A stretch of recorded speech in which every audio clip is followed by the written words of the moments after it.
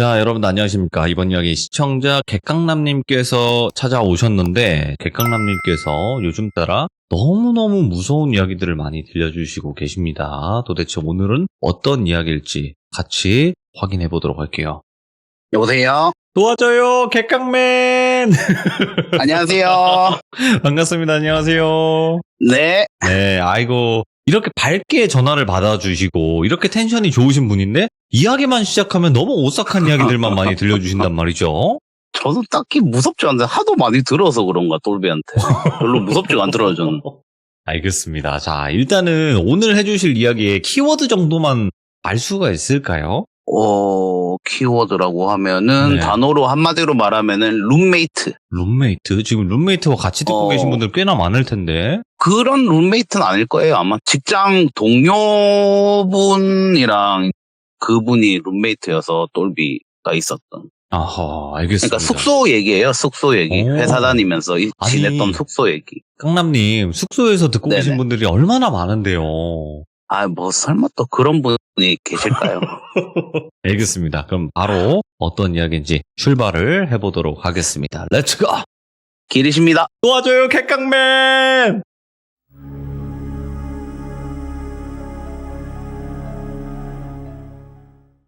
요번에 들려드린 얘기는 또 똘비 얘기고요. 네. 요거는 저랑 겪은 일은 아니에요. 요거는 시기적으로는 똘비가 22살 때? 그러니까 사회초년생이죠. 오. 현장 다니면서 용접사로 일하고 한 2년 정도 지난 일이에요.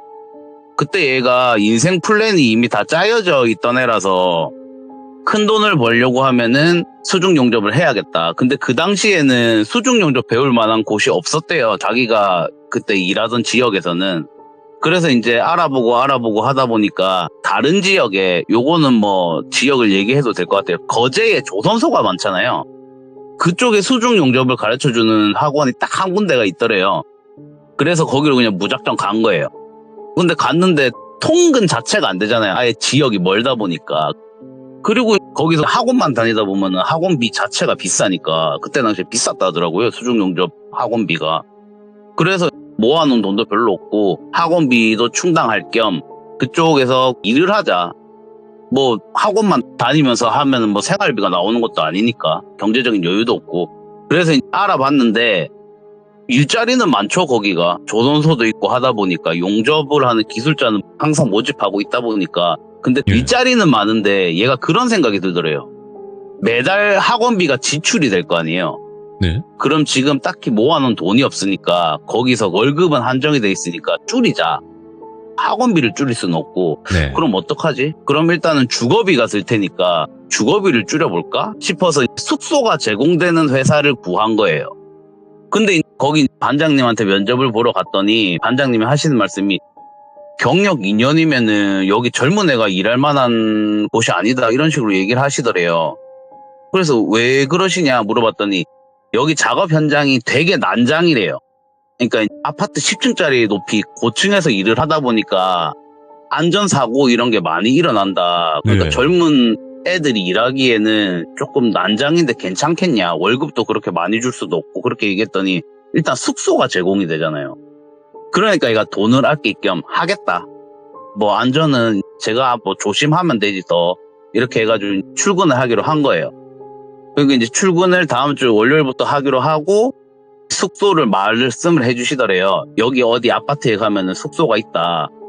거기 가봐라. 이래가지고 짐도 풀 겸 출근하는 이틀 전인 토요일 날 찾아간 거예요. 주말이니까. 갔더니 다 쉬고 계시더래요, 집에. 세 분이 먼저 와 계셨는데 두 분은 40대 중반 아저씨였고 한 분은 나이 차이가 별로 안 난 5살 위에, 그러니까 당시에 27살이죠. 그 형 한 분이 계시더래요. 그래서 다음 주부터 일하기로 한 누구누구입니다. 소개를 하고 자기는 이제 속으로 3분이 계시니까 이제 4명이서 숙소를 쓰겠구나 이렇게 생각을 했는데 그 아저씨 40대 분 두 분이 여기가 아파트가 24평짜리 아파트였대요. 좀 네. 낡은 아파트. 옛날식 아파트죠. 그래갖고 방이 2개가 있는데 작은 방은 27살짜리 애가 쓰고 있고 너는 이제 큰 방 여기 안방을 써라 이런 식으로 얘기를 하시더래요. 아니 근데 방이 2개가 있는데 나이가 좀 있으신 분들 순으로 끊어야 될 거 아니에요? 그래서 저는 괜찮다. 저 배려해 주시는 거면 안 그러셔도 된다.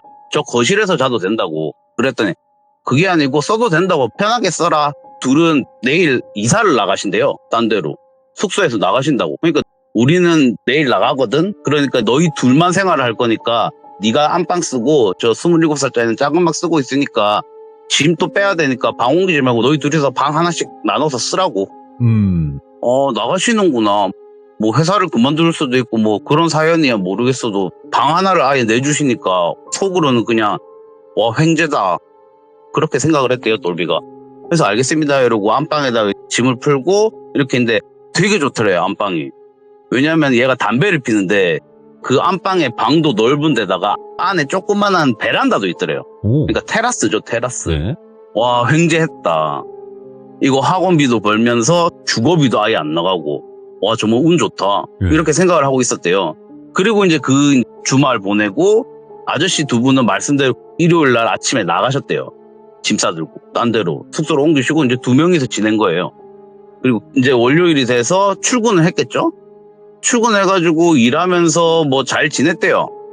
그 형분도 공사 현장에 하시는 분들이 이게 위험한 일이다 보니까 말투가 되게 억세시거든요. 그러니까 나쁜 뜻으로 말을 하시는 게 아닌데 그냥 워낙 난장이고 하다 보니까 안전이 걸린 일이다 보니까 좀 언성을 높이세요. 그러니까 나쁜 사람들이라서 그런 게 아니고 특수한 환경이다 보니까 그런 분들이 많더라고요, 대부분.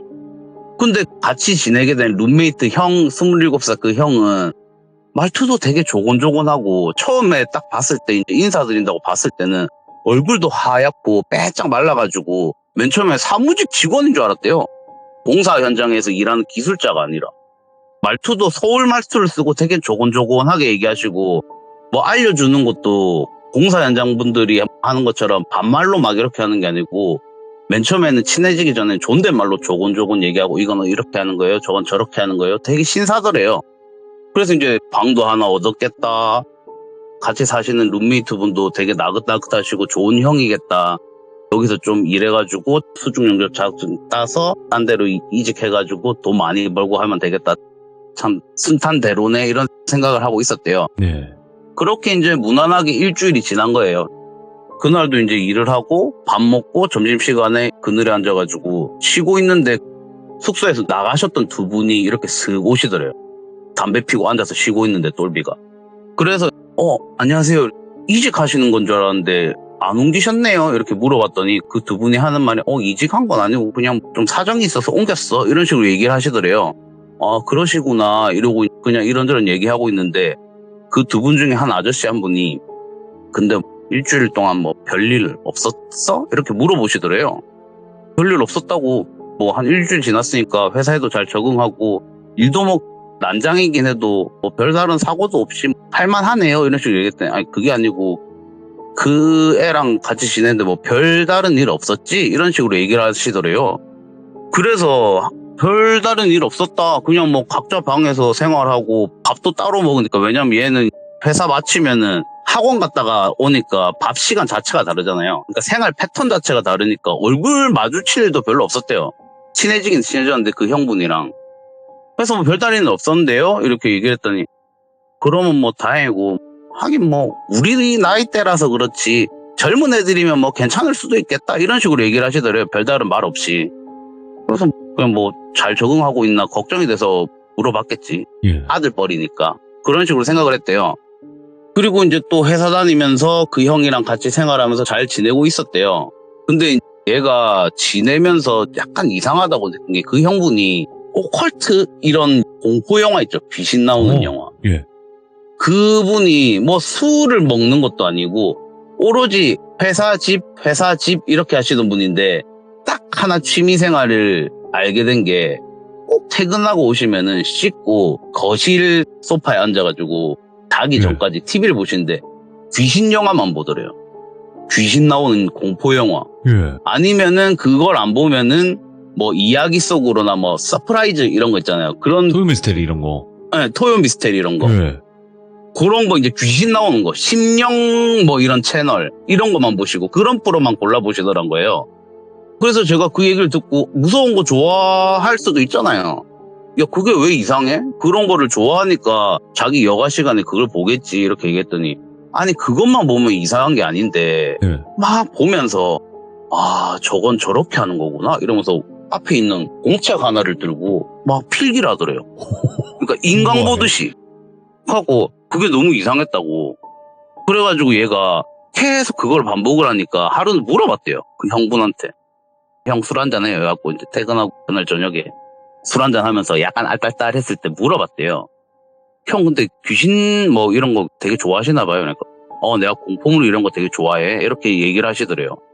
근데 형 공책에 쓰는 건 뭐냐고 물어봤더니 별거 아니라고. 그냥 끄적끄적대는 거라고. 내 습관이 그냥 끄적대는 거다. 필기하는 게 습관이다. 이런 식으로 얘기를 얼버무리시더래요. 근데 딱히 뭐 집요하게 파고들 만한 일은 아니잖아요. 그래가지고 똘비가 그러시구나. 좀 특이한 버릇을 가지신 분인가 보다. 이렇게 생각을 했대요.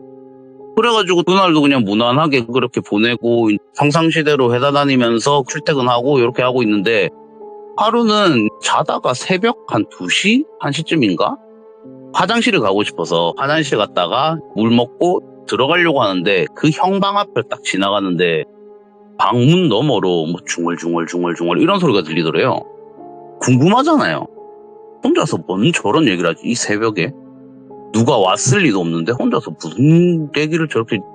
왜냐하면 그때 당시에는 스마트폰이 있긴 있었지만은 요즘처럼 컴퓨터처럼 사용하던 시대가 아니니까 방 안에는 아무것도 없을 텐데 TV도 바깥에 있고 왜 이 새벽에 말소리가 들리지? 남자 혼자 자는 방에. 그래서 이제 궁금해서 귀를 대고 들어봤대요. 뭔 얘기하나 싶어가지고. 그랬더니 문 너머로 들리는 목소리가 그 형 목소리가 들리는데 혼자서 여기 오셨어요? 옆에 계세요? 지금 오신 거예요? 이런 식으로 목소리가 들리더래요. 형 지금 뭐하고 있지? 근데 계속 그 말을 반복하고 있는데 웬 낯선 여자 목소리가 야, 나 여기 있어. 야, 네가 불렀잖아. 왜 날 못 봐?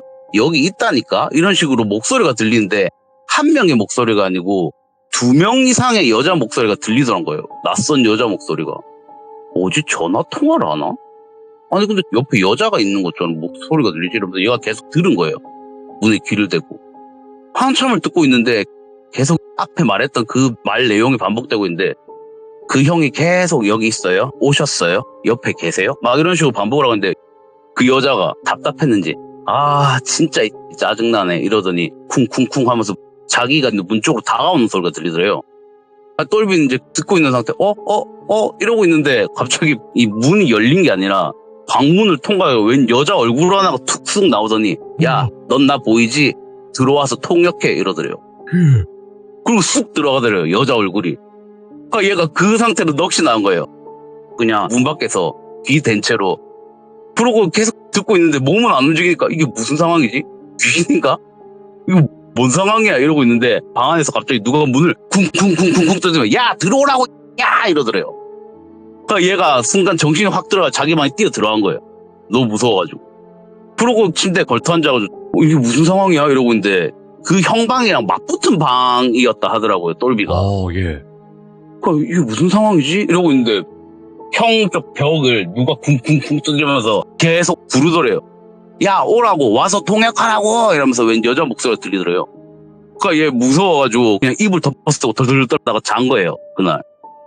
그날 아침에 일어났는데 방문을 나가기가 무섭더래요. 왜냐면 이 형이 뭔가를 불렀구나. 이게 오컬트를 좋아하다 못해 강령술 비슷한 걸 했구나. 자기 방에서 새벽에. 어제만 했나? 새벽에 내가 잠들었을 때 몰래 했나? 언제부터 한 거지? 이런 생각이 들어가지고 방 문을 못 나가겠더래요. 무서워가지고. 근데 출근은 해야 되잖아요. 평일이니까. 그래가지고 얘가 조심스럽게 문 싹 열고 나가봤더니 형이 밥 먹고 있더래요. 식탁에 앉아가지고. 그래갖고 쓱 나와가지고 자연스럽게 형 안녕히 주무셨어요? 했더니 그냥 평상시에 형이더래요. 일어났냐고. 밥 먹으라고. 근데 물어보기가 좀 그렇잖아요. 형 강령술 하셨어요? 어째 이렇게 물어보기가 그러니까. 예 이러고 밥 같이 먹고 출근을 한 거예요. 근데 일하면서도 찜찜하죠. 얘가 보는 앤데 룸메라고 있는 사람이 뭐 귀신 영화 보는 거야 상관은 없는데 집에까지 불러들이는 건 좀 아니잖아요. 모진해져 얘 입장에서는. 그래서 하루 종일 그 생각만 든 거예요. 어젯밤에 겪었던 일만. 그래가지고 생각을 하다가 앞전에 살았던 두 분한테 물어봐야겠다. 이 형이 이런 짓을 하던 형이었으면은 그분들도 겪었을 거 아니에요. 그래가지고 물어보기로 결심을 하고 그날 점심 먹고 그 두 분을 찾아가고 여쭤본 거예요. 음료수 하나씩 사들고 가가지고 여기 여쭤볼 말이 있는데 이러면서 물어보려고 했더니 그 두 분이 아니야 다를까 이게 마치 알고 있었다는 듯이 물어보라고. 혹시 저 형이 귀신 영화 이런 거 좋아하고 하시는 거 아시냐고. 걔 좋아한다고. 우리랑 지낼 때도 그랬다. 그렇게 얘기를 하시더래요. 아, 그러시냐. 근데 보기만 하는 게 아니고 어제 강령수로 하던 거 그런 얘기를 하려고 했더니 그 두 분이 하는 말이 너랑 있을 때도 부르더냐고. 무슨 말씀이시냐고 그랬더니 걔 귀신 부른다고 밤마다. 무슨 말씀이시냐 좀 자세히 좀 얘기를 해달라 이렇게 얘기했더니 그 두 분이 하시는 말씀이 원래 그 집에 똘비가 오기 전에 3명이 산 게 아니라 4명이 살았대요. 그 40대 아저씨 두 분이 똘비가 지금 지내는 안방에서 같이 지내셨고 작은 방에 지금 룸메이트 형이 혼자 산 게 아니라 그 형보다 1살 아래 26살짜리 남자 용접공 하나가 같이 살았대요. 근데 그분이 같이 살면서 뭐 별다른 일이 없었는데 어느 날부턴가 자기들한테 고민 상담을 하는데 이 형이 귀신 부른다고 밤에 자꾸 그런 식으로 얘기를 하더래요. 그러니까 이게 몸을 사용하는 고된 일이다 보니까 원래 잘 안 깨는데 사람이 어쩌다 한 번씩 깨잖아요. 하루는 그냥 새벽 2시, 3시쯤에 깼는데 그 형이 책상머리에 가만히 앉아가지고 똘비가 들은 거 그것처럼 옆에 있냐고 이런 식으로 부르더래요. 강령수를 하면서. 그러니까 자기가 깨있는 시간에는 그냥 멀쩡한 형인데 새벽 한 2, 3시 때마다 자기 잠든 거 확인하고 귀신 부른다고 밤에 자꾸 하고 같이 살던 사람이 같은 방을 쓰잖아요. 그러니까 너무 불편하니까 참다가 말을 했대요. 형한테. 형 이런 거 좀 하지 말라고. 부정 탄다고. 세상에 귀신이 어딨냐고. 막 그렇게 얘기를 했더니 미안하다고. 내가 자제를 하겠다. 안 한다는 말은 안 하고 자제를 하겠다 이런 식으로 얘기를 했대요. 그래가지고 이제 안 하겠거니 싶었는데 며칠 뒤에부터 자기가 자는데 가위가 눌리더래요. 가위가 눌리는데 웬 여자 하나가 누워있는 자기 배 위에 앉아가지고 막 미친 듯이 칼로 자기 가슴팍을 막 찌르더래요. 그러다 깬단 거예요. 근데 항상 깨고 나서 숨 돌리고 딱 보면은 책상에 앉아가 그 형이 가만히 이렇게 턱 깨고 보고 있더래요. 네. 아무 말도 없이. 그게 계속 반복이 되다 보니까 이분이 나간 거예요. 하지 말라고 해도 소용이 없으니까. 그러니까 똥은 피하는 게 정답이다 이래가지고 그 형이 나가신 거예요. 근데 이 두 분도 다른 방을 쓰지만은 그걸 느꼈을 거 아니에요. 그리고 같이 지내던 형이 말을 했을 거 아니에요. 그러니까 이분들도 들은 게 있으니까. 그리고 자기도 느낌이 뭔가 쎄하니까 나가신 거예요. 멀쩡한 숙소 놔두고. 그렇게 얘기를 하시더란 거예요. 그러니까 똘비 입장에서는 좀 서운하잖아요. 말을 네. 해주지. 아시고 계셨으면 그랬더니 이러면서 뭐 세상에 귀신이 어딨냐고. 그리고 우리 나이 또래나 좀 부정 탈까봐 그러지. 요즘 젊은 사람들 귀신도 좋아하고 하잖아. 난 좋아할 줄 알았지. 이런 식으로 얘기를 하시더래요. 네. 그러면서 하신다는 말씀이 그래 너도 좀 찜찜하면은 돈이 들더라도 나와서 살아라. 그런 식으로 얘기를 하시더래요. 일단 말씀해 주셔서 감사하다. 그러고 있는데 똘비 입장에서는 일단 돈을 아껴야 되니까 귀신보다 무서운 게 돈이잖아요.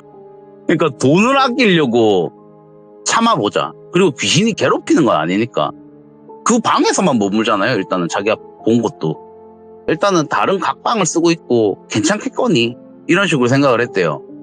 그래서 또 계속 그 집에서 생활을 한 거예요. 회사 다니면서. 근데 똘비 입장에서는 그런 말도 듣고 찜찜하기도 했고 그 형 보기도 좀 그렇죠. 같이 살지만은.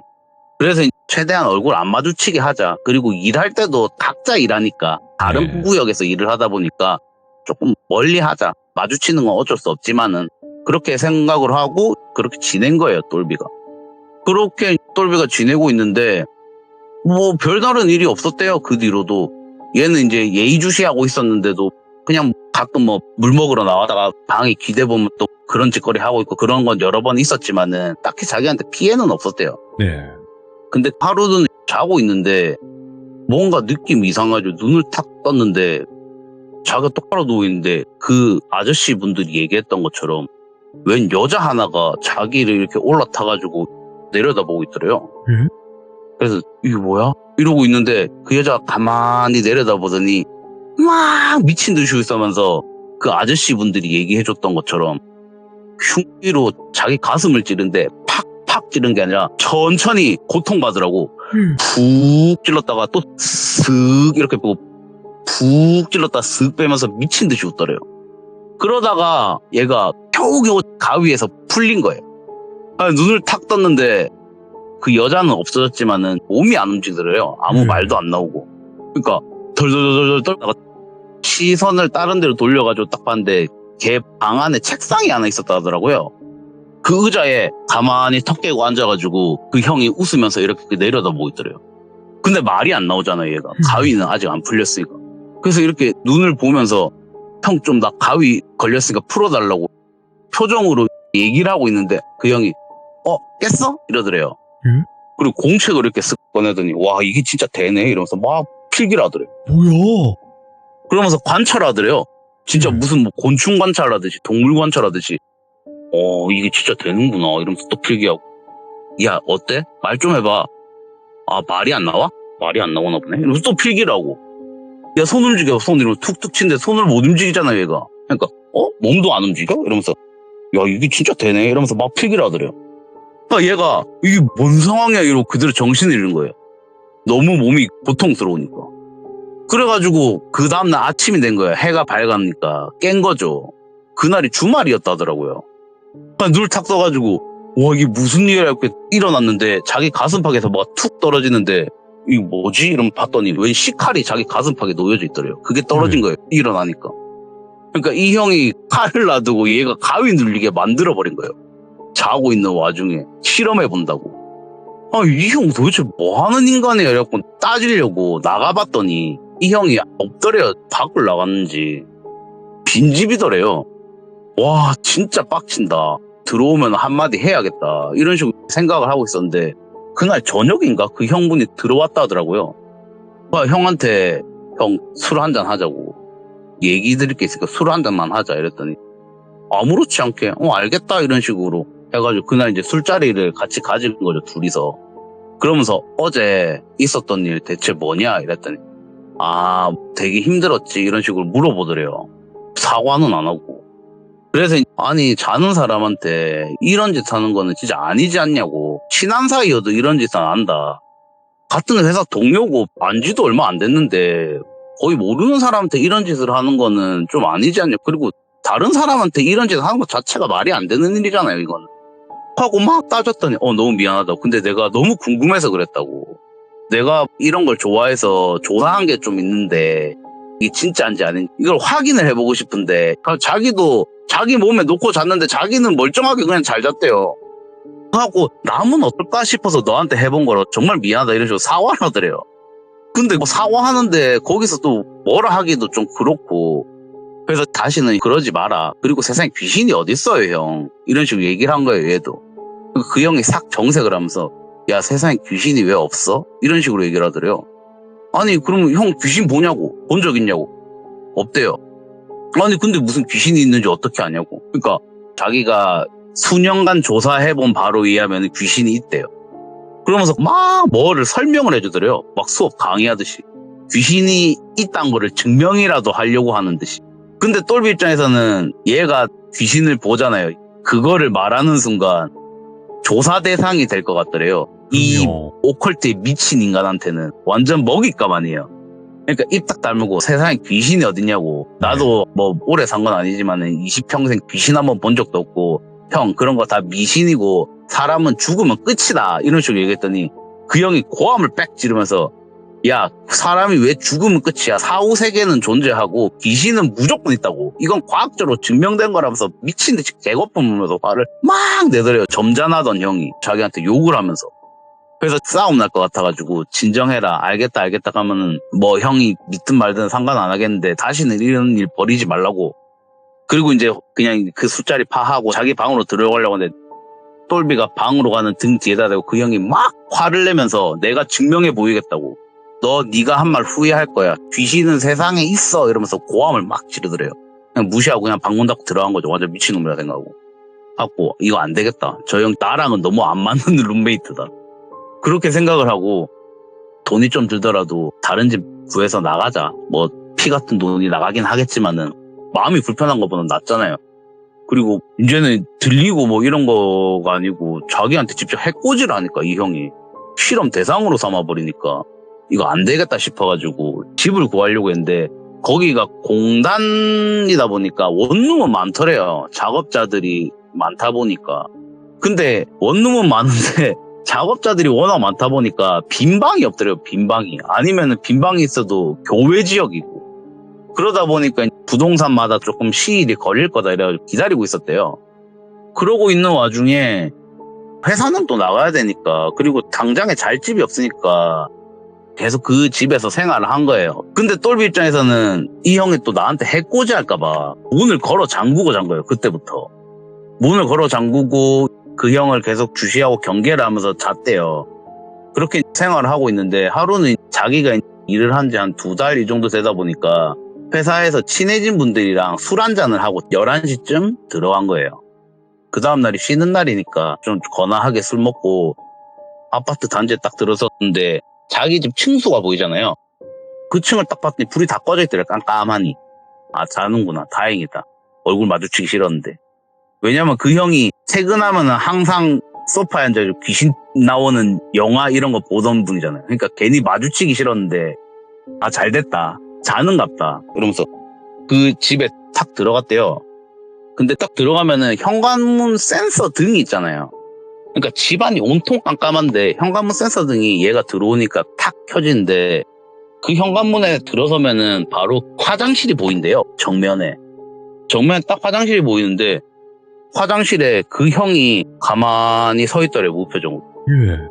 가만히 서 있는 옆모습이 보이더래요. 그래서 얘가 이제 형 뭐해요? 물어봤대요. 근데 아무 말도 없이 가만히 서 있더래요. 한 번 더 불렀대요. 형! 이랬더니 가만히 그냥 서 있더래요. 뭐야? 이 형 뭐 하는 거야? 형, 뭐 하냐고요? 얘는 이제 현관에 선 채로 신발 신은 채로 그냥 물어봤는데 아무 대꾸도 없고 미동이 없으니까 아니 저 형 뭐 하는 거야? 속으로 생각하고 있는데 뭔가 위화감이 들더래요.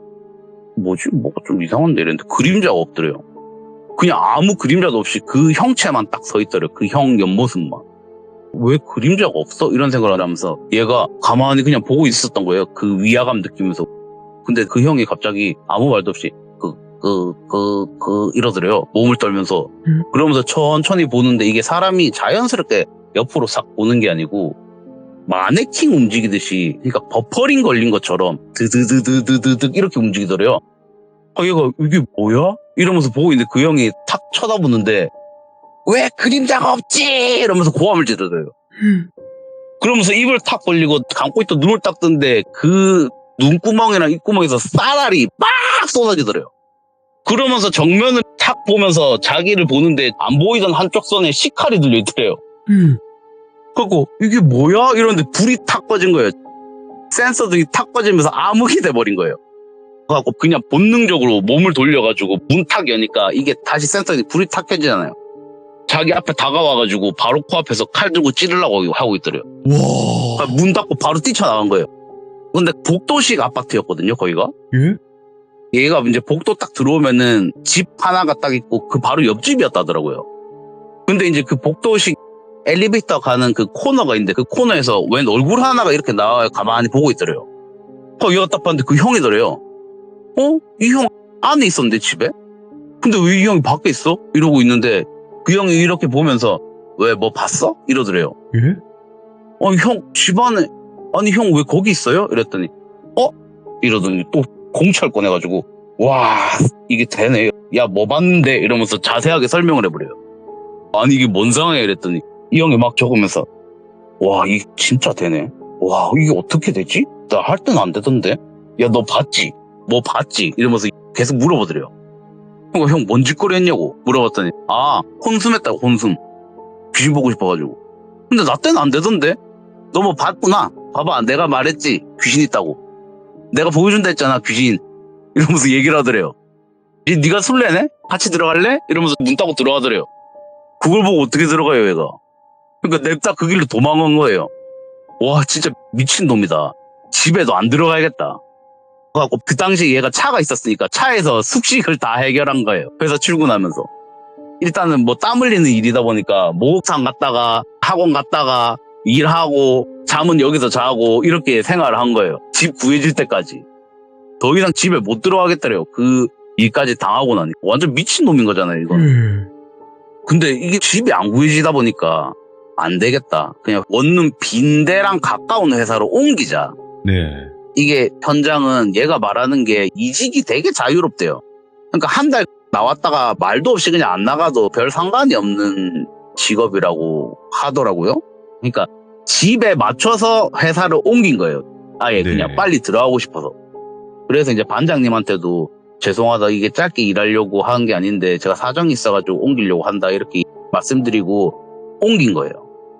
그래가지고 한 2달, 3달 잘 지냈대요. 혼자서 이제 원룸 얻어가지고 지내면서 하고 이제 그 형이 점점 잊혀질 때쯤에 전에 다니던 그 회사 반장님이 연락이 오셨대요. 그러니까 얘는 전화번호는 있으니까 반장님인 건 알 거 아니에요. 반장님 어쩐 일이세요? 하고 전화 받았더니 옮긴 회사는 괜찮냐? 이러면서 물어보시고 그냥 이제 인사치레로 물어보시고 하신다는 말이 저기 똘비야, 말하기가 좀 그런데 말해도 괜찮겠냐? 이렇게 물어보시더래요. 네. 하고 말씀하시라고 무슨 일 있으시냐고 그랬더니 뭐 별로 친한 사이는 아니잖아, 솔직히. 뭐 1년 정도 일한 것도 아니고 한 2달 일하다가 나온 회사인데 네. 하고 뭐 부탁하실 일이라도 있나? 이런 생각을 했는데 너 그때 같이 살던 누구 알지? 이렇게 물어보더래요. 기억난다고. 그 형이 왜요? 이렇게 물어봤더니 그 형 상당했다고. 돌아가셨다는 거예요. 그게 무슨 말씀이세요? 물어봤더니 그 뭐 회사 다니다가 사고로 봉사 현장에서 안 좋게 돌아가셨다 이렇게 얘기를 하시더래요. 근데 왜 나한테 연락을 하지? 별로 친한 사이도 아니고 나 그 형 얼굴도 보기 싫은데 속으로 이렇게 생각을 한 거예요, 얘가. 근데 장례식장에 와줄 수 없겠냐? 이런 식으로 말을 하더래요. 그러니까 얘는 갈 이유가 없잖아요. 뭐 별로 친한 사이도 아니고 그리고 반장님이랑도 친한 사이도 아닌데. 근데 제가 갈 필요가 없을 것 같은데 이유도 없지 않나요? 이런 식이고 그냥 구조만 하겠다. 일단 얼굴은 알고 지내던 같은 한 집에 살았던 사이니까 예. 모르는 사이는 아니니까 부조금만 한 5만 원 정도 보내드리겠다. 죄송하다, 참석을 못할 것 같다 이렇게 얘기를 드렸더니 반장님이 하시는 말씀이 아니 너 그때 나간 이후로 얘가 짐도 하나도 안 들고 나왔다더라고요. 그냥 그때 콘숨 그거 본 이후로 딱 안 들어갔대요, 아예 집에. 네. 그러니까 반장님도 아시잖아요. 그분이 돌아가셨으니까 숙소 정리하다 보니까 얘 짐이 나오니까 너 짐도 그대로 놔두고 갔더만은 짐도 챙겨갈 겸 장례식 한번 와줄 수 없겠냐 이런 식으로 얘기를 하시더래요. 그래서 짐은 가져가겠는데 제가 방은 정리를 해드리겠다. 근데 장례식까지 가는 건 좀 아닌 것 같다 그랬더니 반장님이 하시는 말씀이 그 형이 결혼을 했대요. 몰랐는데. 결혼한 지 몇 년 됐고 애도 한 2살짜리 애가 있다 하더라고요. 근데 그 부인분이 연락이 왔는데 너를 찾더라. 똘비 너를. 왜요? 모르겠어요. 그러니까 얘도 의아한 거죠. 똘비 이름을 얘기하면서 자기 남편 장례식 꼭 참석을 해주셨으면 좋겠다 이런 식으로 얘기를 했던 거예요. 나도 얘기하기도 좀 그런데 일단 돌아가신 고인분 와이프가 그렇게 부탁을 하니까 얼굴만 비추고 가라. 혼자 오는 것도 아니고 우리도 같이 갈 거니까 그냥 분상만 드리고 얼굴이나 한번 보고 가라 이런 식으로 하도 이렇게 설득을 하니까 알겠다. 그리고 돌아가신 부인이 그렇게 부탁을 한다고 하니까 얘가 궁금하잖아요. 왜 나를 부르는지. 그러게요. 얼굴도 모르는 사이인데. 알겠다. 이래가지고 같이 간 거예요. 장례식장에. 장례식장에 갔더니 뭐 당연히 처음 보는 분이죠. 예. 그 부인분이. 결혼한 사실도 몰랐는데. 근데 갔더니 그 와이프분이 하신다는 말씀이 저기 혹시 김똘비님이시냐고. 맞다고. 저희 남편한테 얘기 많이 들었어요. 이렇게 얘기를 하더래요. 근데 별로 친한 사이도 아닌데 그 형님이 왜 제 얘기를 어떻게 하시던가요? 물어봤더니 별다른 얘기는 안 하고 그냥 같이 사는 직장 동생이라고 얘기했다고. 그리고 한 말씀이 그 형님이 2년 전에 병원에서 시한부 선고를 받으신 분이래요. 암인지 뭔지 뭐 자세한 병명은 얘기를 안 해주시던데 시한부 선고를 받았대요. 2년 전에. 그러니까 이게 2년 전이면 애가 2살이잖아요. 갓 태어났는데 자식이. 결혼한 지도 얼마 안 됐을 거 아니에요. 그러니까 세상이 완전 무너지는 거죠. 그냥 그 가족 입장에서는. 그러니까 이분이 시한부 선고를 받고 병원에서 한다는 말이 3개월 넘기기 힘들다고, 길면 6개월. 그러니까 마음이 준비하시고 항암 치료를 받든지 하는 거는 상관이 없는데 별다른 도움은 안 되실 겁니다. 말기암이라서. 예. 항암 치료가 되게 힘드니까 병원에서도 적극 권장은 안 해주더래요. 왜냐하면 되게 고통스럽잖아요. 그러니까 치료를 받는 목적이 나으려고 받는 건데 그런 효과는 못 보실 겁니다. 그러니까 마약성 진통제 이런 걸 드릴 테니까 그걸로 버티시라고, 뭐 예. 어떻게 하실 거냐 이렇게 물어보고 환자분 의견을 존중해 드리겠다 얘기를 하니까 그 형도 그냥 모든 걸 포기한 거예요. 그러니까 이게 가정을 이루고 내 자식이 태어났는데 나는 이제 1년도 안 돼가지고 이 세상에 없는 사람이 돼버리니까 한두 달간 진짜 폐인처럼 지냈대요. 술만 먹으면서.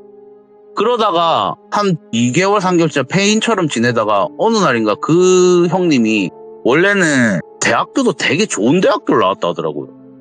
원래 다니던 곳이 공기업이었대요. 그러니까 직장도 되게 좋은 분이셨는데 이제 시한부 선고 받으면서 직장 퇴사하고 폐인처럼 지내다가 어느 날인가 뭔가를 목적을 찾은 것처럼 뭐를 조사를 하고 똘비가 말했던 것처럼 귀신 영화 이런 오컬트 쪽에 관심을 가지면서 사람이 생기가 돌더래요.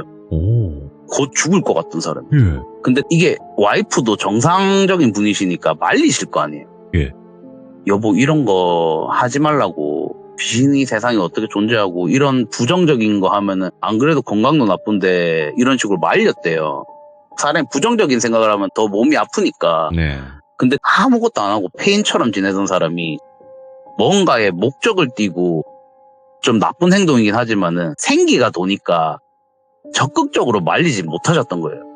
왜냐면 살 날이 얼마 남지 않으신 분이니까. 그렇죠. 그래도 자기 남편이 생기를 띠니까 그래도 이제 말릴 건 말려야 되니까 이렇게 말렸더니 그분이 하는 말이 여보 걱정 말라고, 나 죽어도 죽는 게 끝이 아니라고, 내가 죽어서도 우리 가족 옆에 있겠다고 그렇게 얘기를 하더래요. 예. 무슨 말하는 거냐고 막 이렇게 얘기를 하다가 그분이 목적의식이 있어서 그런지 병원에서는 6개월 선고, 길면 6개월이라고 했는데 2년을 더 산 거예요. 사람이 수척해지고 아까 전에 말씀드린 그분 생김새가 되게 마르고 여위였고 피부가 하얗다 하더라고요. 그러니까 그게 몸이 아파서 그랬던 거예요. 똘비가 그제서야 알겠더래요. 그분이 밖에서 일하시는 분인데도 불구하고 왜 그렇게 얼굴이 하얗고 말라 있었는지. 밖에서 일하면은 피부가 좀 까무잡잡하시잖아요. 체격도 막 건장하고. 근데 그렇게 말라 보였던 게 암 투병 중이었던 사람이라서 그랬던 거예요.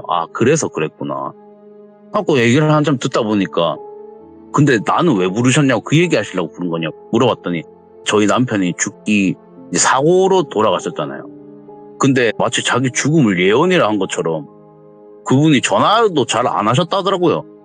근데 살아있다는 소식은 들리니까 와이프분도 그냥 뭐 얼마 남지 않은 인생 자기 마음대로 원하는 대로 살다가 가게 하려고 일하는 줄도 몰랐대요. 자기는 그 아픈 몸을 이끌고 어떻게 일을 하겠냐 이런 생각도 들고, 일하는 것도 이 부고 소식 듣고 알았다고. 그래갖고 하는 말이 남편 죽기 한 일주일 전쯤에 전화 왔대요. 갑자기 남편한테 여보 잘 지내고 있냐고, 몸은 좀 어떻냐고 이렇게 말했더니 그 남편분이 전화로 대뜸 한다는 말이 내가 지금 드디어 확신이 섰다고. 내가 하려던 거를 확신이 섰어 여보, 이런 식으로 얘기를 하더래요. 대뜸 그런 얘기를 하니까 여보 그게 무슨 말이야 이러더니 다 필요 없고 내가 지금 같이 지내는 애 중에 똘비 이름 얘기하면서 얘가 있는데 나중에 내가 죽거들랑 내 장례식장에 걔를 꼭 찾아서 불러라. 그리고 물어보라고 했대요. 뭔가를. 예. 그 말이 뭐냐고 물어봤더니 그 와이프분이 하신다면 지금 옆에 있어요? 이렇게 물어보라고 했던 거예요. 똘비한테. 그래가지고 얘가 그 얘기를 듣고 무슨 얘기 하는지 모르겠다고 그냥 나왔대요. 그냥 아무 말 안 하고. 그리고 얘가 이제 장례식 이제 끝나고 짐 찾으러 가야 되잖아요. 자기 짐. 네. 숙소에 짐 찾으러 간 거예요. 짐 찾으러 갔더니 자기 방에 그대로 그냥 먼지만 쌓여있고 나왔던 그대로 그 방에 자기 짐이 그대로 있더래요. 그래갖고 그대로 챙기고 나오면서 그 형 방이 왠지 궁금하더래요. 왜냐면은 2달 같이 살면서 이 형 방에는 들어가 본 적이 없으니까. 예. 그래가지고 얘가 이제 마지막이니까 형도 없잖아요. 그러니까 문을 탁 열었는데 그때가 한여름이었다 하더라고요. 8월달, 9월달 이쯤이면 되게 덥잖아요. 그 형 방문을 탁 여는데 순간적으로 느낀 게 냉장고 문 여는 느낌? 한기가 확 하고 나오더래요. 에어컨도 없는 빈 방인. 순간적으로 몸에 닭살이 확 돋은 거예요. 이게 추운 공기가 싹 나오니까. 이 방 좀 확실히 이상하다 이러고. 딱 들어가가지고 봤는데 그 형 짐도 뭐 그대로 있더래요. 아직 반장님이 치우시진 않았는지. 그래갖고 막 이렇게 봤는데 책이 책장에 막 꽂혀있는데 다 오컬트적인 그런 책. 이 형 진짜 정신적으로. 근데 이해가 안 됐었는데 이게 삶이 얼마 안 남은 사람이니까 좀 정신적으로도 문제가 생겼나 보다. 그래서 제정신이 아니었나 보다 이런 식으로 생각을 하고 있는데 그때 그 형이 계속 자기 관찰하던 그 공책이 내용이 궁금하더래요. 찾아보자. 아마 뒤적뒤적거렸더니 그 공책이 책상 서랍에서 탁 나오더래요. 얘가 열어서 본 거예요. 일기 형식으로 적혀 있는데 시기적으로 한 2년 전쯤부터 딱 적혀 있더래요. 그러니까 그 시한부 선고 받았을 그때부터 적은 거예요. 맨 처음에는 이제 이 세상을 비난하는 내 삶은 왜 이렇게 불행하지 이런 식의 그림하겠다가 한 2달 뒤쯤 때부터 해답을 찾았다 이런 식으로 글이 적혀 있더래요. 그리고 자기가 이때까지 귀신 뭐 영화 이런 거 보고 어디서 주워들은 그러니까 자기 나름대로 연구를 한 거예요. 사후세계에 대해서. 귀신이란 영혼의 존재에 대해서 연구를 한 거예요. 막 그런 게 적혀 있더니 귀신 보는 법에 대해서 막 연구를 해놨더래요. 강령술에 대해서도 막 적어놓고 한 장 한 장 넘겨보는데 똘비가 와가지고 했을 때부터 그 일기 내용이 바뀌더래요. 보는 애를 찾았다. 귀신의 존재를 확인을 했다. 확신이 섰다. 그리고 내용이 바뀐 게 뭐냐면은 얘가 그때 같이 지냈을 때부터 그 시기에 때 적혀있던 일기 내용이 바뀐 게 귀신 부르는 법, 귀신 만드는 법, 막 그런 게 적혀있더래요.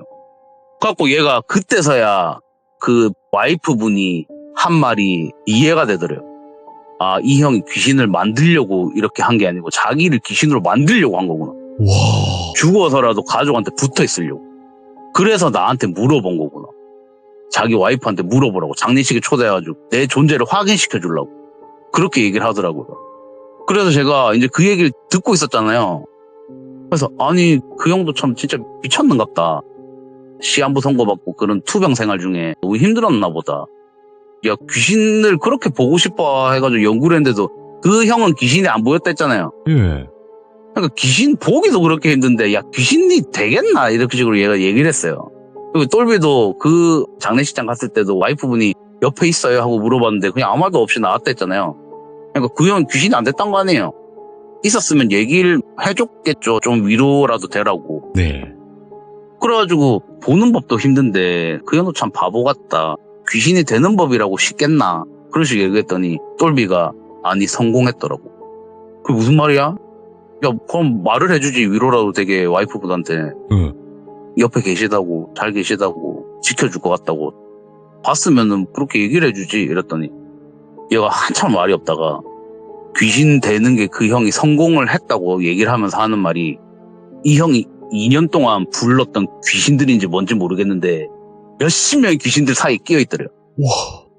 그 장례식장 안에 귀신들이 우글우글 하더래요 그냥. 그 형을 감싸고 그 형만 보면서 웃고 있더래요. 그러니까 그 형이 와이프분이 물어봤잖아요. 혹시 내 옆에 있냐고 우리 남편. 그런 식으로 물어보라고 했으니까 그렇게 물어봤잖아요. 그러니까 그 말이 나오니까 그 형이 그 귀신들 사이에서 떨고 있다가 진짜 죽을 것 같은 표정으로 고개를 절레절레 졌더래요. 말하지 말라고. 그래갖고 말 못하고 나왔다고. 그러니까 이 형은 2년 동안 조사는 다 했는데 그 조사를 안 했잖아요. 귀신 떼는 법. 예.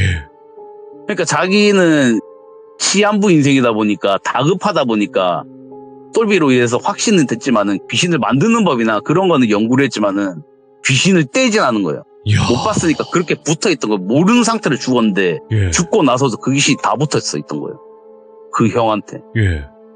그러니까 자기한테 붙어있던 귀신들이 있으니까 자기 존재를 알리고 싶지 않은 거예요. 와이프한테. 그러니까 똘비 보면서 미친 듯이 고개를 젓더래요. 말하지 말라고. 그런 일이 있었다 얘기를 해주더라고요. 똘비가. 결국에는 먹히겠네 나중에. 모르겠어요. 뭐 그렇게 안 됐으면 좋겠지만은. 근데 뭐 똘비 입장에서도 뭐 해줄 방법이 없잖아요. 그거 얘기해준다고 해도 믿을지도 모르겠고. 그러니까 그분의 입장도 어느 정도 이해가 되려고는 해요. 왜 그러냐면 시한부의 인생이었으니까. 그러니까 뭐 지푸라기라도 잡는 심정으로 그렇게 했겠죠. 네네. 그리고 자기가 이제 확신이 안 되는 상황에서 언제 자기 목숨이 끊어질지 모르는 상황에서 왔던 게 귀신을 봤던 똘비고. 예. 그러니까 실험을 해본 거죠. 같이 지내면서. 귀신을 보나 안 보나. 그리고 확신을 한 거죠. 흠슴해가지고 귀신까지 봤으니까 얘가. 거기서 확신을 얻고 이분이 실행에 옮긴 거죠. 그리고 그게 적혀 있더래요. 지금 생각난 건데 귀신 되는 법에 수치상으로 막 표시를 해놨는데 무서운 얘기 들어보면 이 집에 귀신이 붙었는데 이분이 돌아가신 사유가 있잖아요. 네. 귀신이 돌아가신 사유. 그거를 한 몇백 가지를 해가지고 그러니까 퍼센테이지로 나눠놨는데 제일 1등이 스스로 목숨 끊은 귀신. 그 다음에 두 번째가 사고로 돌아가신 귀신. 그렇죠. 일반적이니까 그게. 네. 그리고 뭐 막 이렇게 누구한테 해코지를 당하고 돌아가신 분, 뭐 교통사고로 돌아가신 분.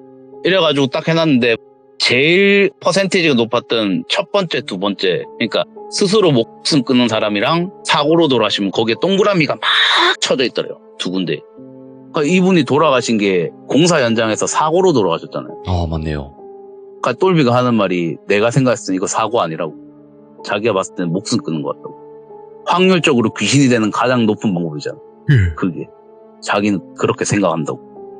근데 그럴 수 있겠는 게 공사 현장에서 일부러 미끄러져서 만약에 어딘가에 떨어졌어요. 그러면 그거는 사고사죠. 선택일까요? 사고사일까요? 그죠? 그쵸. 그러니까 그분이 되게 위험하게 일을 했대요. 네. 일하는 동안에. 그러니까 거기가 난장이라고 했잖아요. 되게 높은 고층이고 이런데 보통 그런 데 보면 험한 일은 잘 안 하려고 하거든요. 파트별로 나눠서 일을 하다 보니까. 그럼 되게 위험한 구간도 있을 거 아니에요. 고층이다 보니까. 근데 이제 그런 위험한 구간엔 좀 꺼려하죠. 월급을 더 많이 주는 것도 아니고. 안전장비가 있긴 하지만 사람 일이 어떻게 될지 어떻게 알아요. 아무도 안 하려는 일 그분이 맨날 자기가 먼저 하겠다고. 그러니까 평판이 되게 좋았대요. 그냥 스스로 자진해서 하겠다 하는 분이니까. 그러니까 그런 게 맨 처음에는 이해가 안 됐는데 그게 다 이해가 되더라고요. 야, 다 소름 지나고 끼치는 나니까. 이유네, 이거 다. 그렇죠. 뭐 자기 입장에서는 그랬었겠죠.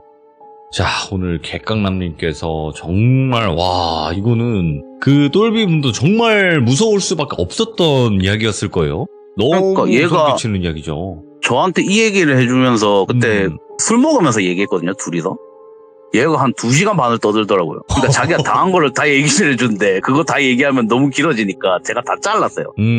그쵸. 별의 별걸 다 했다더라고요. 그 중에서 뭐 한 가지 예를 들어보면은 밤에 자다가 오줌 들어 나갔는데 거실에 주방이 있대요. 예. 딸려 있대요. 문 열고 탁 나갔는데 도마 두드리는 소리 있죠, 칼로. 네. 탁탁탁탁탁탁탁탁 이런 소리가 들리더래요. 예. 불 다 꺼져 있는데. 그러니까 얘가 집 방 불 딱 켜면은 방문 열어놓은 상태니까 거실이 보이잖아요. 환해지니까. 봤는데 도마에 왠지 이상 가발인지 뭔지 여자 오, 머리카락 이렇게 해가지고 그걸 칼로 막 치고 있더래요. 그 예. 등 뒤로 불이 확 밝혀니 그게 탁 쳐다보면 일어났냐? 이러면서 쑥 들어가더래요. 별의 별일이 다 있었다 하더라고요.